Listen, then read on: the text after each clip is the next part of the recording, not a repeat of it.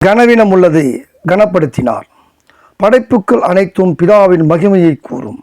மனிதனோ தமது சாயலாக மகிமையாக பூரித்து போகும்படியாக கனமுள்ளவனாக படைக்கும் போதே நேர்த்தியாக படைத்தார்.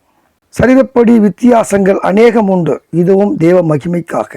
ஆனால் ஆத்தும ரீதியாக அனைவரின் சரீரமும் சமமே, எல்லா ஆத்துமாக்களும் எண்ணுடையகள் என்று நாம் வாசிக்கிறோம். 2 காரியங்களை நாம் புரிந்து கொள்ள வேண்டும். நமது சரீரத்தை அவமானப்படுத்தவும் கனவிடப்படுத்தவும் கூடாது.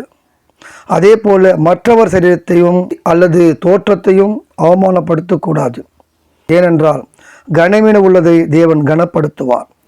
லேயால் கூச்சப்பாறையும் அழகு குறைவாகவும் இருந்ததினால் தன் தங்கை ராகேலால் கனவீனமாக நடத்தப்பட்டார் என்று வாசிக்கிறோம். பிதாவானவர் ராகேல் கர்ப்பத்தை அழைத்து லேயாளுக்கு கனத்தை கொடுக்கும்படியாக 6 பிள்ளை செல்வங்களை பெற்றுக்கொள்ளும்படியாக வாய்ப்பளித்தார். தேவன் அது நிமித்தமாக அவளை கனப்படுத்தினார். நம்முடைய சரீரத்தில் கூட கனவீனமான அவயவங்கள் உண்டு. அதை பற்றி வேதம் சொல்லும்போது பலவீனம் உள்ளவைகள் அதிக தேவை உள்ளவைகள், கனவீனமாய் காணப்படுகிறவர்களுக்கோ அதிக கனத்தை தேவன் தருகிறார். எனவே நீ ஒதுக்கப்பட்டவன் தள்ளப்பட்டவன் என நினைக்காதே. தேவன் குப்பையிலிருந்தும் உன்னை உயர்த்த வல்லவர் என்பதை மறந்துவிடாதே. உருவக்கேலியை தேவன் வெறுக்கிறார். இதை தேவன் தண்டனைக்குரிய குற்றமாக பார்க்கிறார். உதாரணமாக எலியாவிற்கு பிறகு எலிசா ஊழியத்திற்கு வருகிறார். இவர் மூலமாக ஏறக்குறைய 14 அற்புதங்கள் செய்யப்படுகிறது. இதில் முதல் அற்புதமாக எரிகோவில் கெட்ட தண்ணீரை நல்ல தண்ணீராக மாற்றிய பிறகு எரிகோ பட்டணத்தை விட்டு எலிசா புறப்படுகிறார்.